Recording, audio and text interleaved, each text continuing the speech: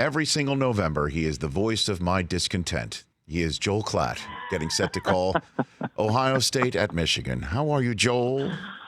Oh man, it's so sad to hear that my voice just brings a depressing aura over you. Well, like you know what? that, It's not like this year Oprah. is different. Maybe this year is different. I know it's not like Oprah and Kramer, where I just go into all sorts of shock just hearing a voice. But look, hey, you called Michigan State, and that worked out pretty darn well for me. So Yep. maybe we've turned a corner here, but let's talk reality and X's and O's because the Ohio State comes in with Chase Young and Justin Fields and Dobbins and Olave, and they come in as the number one overall team in the college football playoff.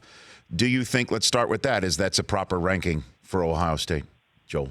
I do think it's a proper ranking. When you look at their overall body of work, their ability to dominate, Rich, they're number one in scoring offense and defense in the country. They've also got the number one point differential. They have the 3 ranked wins that is exactly like LSU. And while LSU has a better road win, certainly, and you would say their resume might be a little bit better, they have a clear, what I would call weakness, which is their defense, which is in the 40s when you're talking about scoring and total defense. So I thought it was a proper ranking. I really did. And I think this committee, of the versions of committees that we've had over the years, I think this one is the best that I've seen. You know, that being said, I think it's going to be really interesting here moving forward. So moving forward, obviously, this game that you're calling with Gus can affect so much in the rankings and so much, obviously, for the Big Ten and getting a team into the college football playoff. So let's start breaking this down. Chase Young, you kept commenting over and over again how Penn State blocked him in single with just one guy. There were no chips. There was no help, very rarely, if at all. Do you think Michigan is going to take the same approach, Joel? No, I don't think so. I think Jim Harbaugh is far too sophisticated with his history in this game. I think Josh Gaddis is too smart for that. I think you're going to see a combination of two things. One, you're going to see the line slide towards Chase Young with a chip, and you're also going to see the ball out quickly. That's one of the reasons why they went to this offense, Rich. The speed and space offense with Josh Gaddis as a first-time play caller and offensive coordinator was to try to throw the football and control the game with the short passing game so that they didn't have to just sit there and be bullies and run the ball out of big sets like they have in previous years. Chase is, I got to tell you, and I can't wait to talk about this in Vegas when we all get there for the draft. Right. He's as good as I've seen, man. I got to tell you. I saw Ndamukong Suh and covered Ndamukong Suh, but Ndamukong Suh was not nearly as productive or dominant of a player as Chase Young is. He's got this combination of Barry Bonds and a guy like Lawrence Taylor, you know, in the sense that every time you felt like the Giants needed a big play, if there was a big play to be made in a game, third down, they need someone to put pressure on the quarterback. Taylor was there, right? He was there. And then he's like Bonds in the sense, Rich, that Barry, when he hit 73 home runs, you know, he also set the record that year for single-season walks. He would get 2 strikes a week, and he would hit them both out of the park. Right. So Chase, when he gets one-on-one, he gets a sack. It's clockwork. I'm sitting up in the booth, and I see these formations play out, and I'm like, oh, yeah, I mean, here he comes. This is going to be a sack. And it's like Bonds getting a fastball on a 2-0 count on a random Tuesday in July. He's going to hit it out of the park. And then I remember watching. I remember watching Wisconsin attempt to just let him come in and throw over him for a screen or a quick play. And he was too quick for even that. I mean, you don't need to identify him. Yeah, I know you've got that ability to hit a button or use a stylo or whatever it is, a stylus, and identify him through a graphic. You don't need. We know where he is. I mean, he jumps off the screen, Joel. I know. I mean, I even made a failed comic book reference. I don't know if you caught that. It set the the nerds and the nerdery were very upset with me this week because what happened? I said he was Superman and the rest of the defense was the Avengers, like Superman and the Avengers, and everyone's like, those comic book heroes don't fight together. And I'm like, I first of all, I didn't know that. Second of all, if you're really upset, that's your problem. And third of all, now it's a thing. So I will say before the 8-minute mark of the first quarter, Superman and the Avengers again this week on national television to 15 million. Go for it. I guess that's your kryptonite, if you will, that you don't know that those facts off the top of your head, man. In a way, obviously, this game, Joel Klatt here on the Rich Eisen Show, this game is brought to you by the number 2. Chase Young wears it. Dobbins wears it. So does Shea Patterson. The Michigan offense is remarkably clicking, just like Jim Harbaugh said at halftime of that Penn State loss, that our finest hour is about to hit, and he is correct. How does this offense match up with the rest of, I guess, the Avengers, if you will, for the Ohio State? Joel. Well, listen, I appreciate you running with this with me. Yes. I think it actually matches up really well. There's a couple of things that I think Ohio State does better than anybody on defense. One is obviously rush the passer. We just talked about that. The other is that they have this ability to put 3 corners on the field. Sean Wade, Jeff Okudah, and Damon Arnett, who, by the way, all might be first, early second-round picks. Okudah probably go in the top 10. They're really remarkable cover players. And so they can take away a lot of what you do in the pass game. But the problem is that they're not overly tall. And Michigan has these 3-4 guys that they can put out there at wide receiver that are a matchup nightmare. And so they're going to force Ohio State to spread out, and that's not necessarily what Ohio State wants to do, which is walk those linebackers out. A guy like Pete Warner, number 20, watch out for him. They run a very NFL style of defense that's a single high safety. His name's Jordan Fuller, number 4. It looks a lot like the Seahawks. This is a very Seahawks Legion of Boom, type of deal.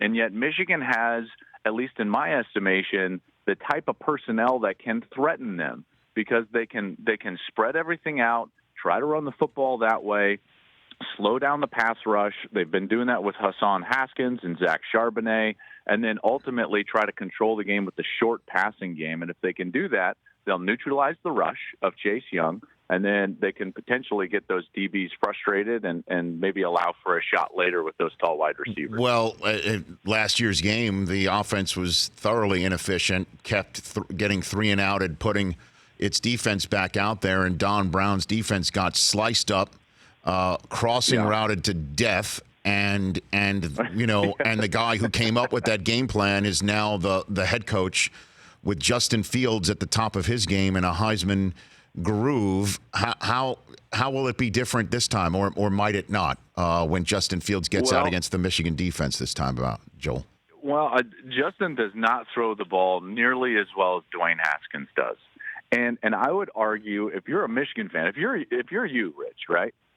I would argue that it wasn't necessarily Ryan Day or that killed you over the last couple of years, or necessarily the game plan.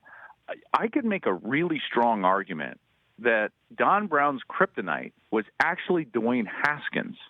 Okay, if you go all the way back to 2016 when Don Brown came to Michigan, he was giving up just over a point a drive, point per possession to Ohio State when J.T. Barrett was the quarterback. They lost in overtime. Then they had the lead in 2017, late into the third quarter. And I thought it was over when the backup came in. Yeah. Yeah. And then this kid from Maryland jogs out onto the field. Did you know from that point until the end of the game in 2018, Dwayne Haskins was averaging over 4 points a possession with Ohio State against Don Brown?